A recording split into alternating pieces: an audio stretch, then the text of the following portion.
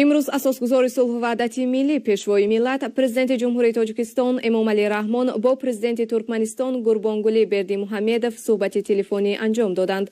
در هفته صحبت سرور دولت ما با پرزیدنت ترکمنستان دوست تعزیه و تسلیات عمیق خود را در رابطه با تلفات گران فوت پدرشان میعلی گلی بردیمحمدویچ بردیمحمدov اظهار نمودند. در این روزهای غم‌انگیز به شما و پیوندان و نزدیکانتان متانت روحی و صبر جمیل می‌خواهم تاکید داشتند پیشوای ملت.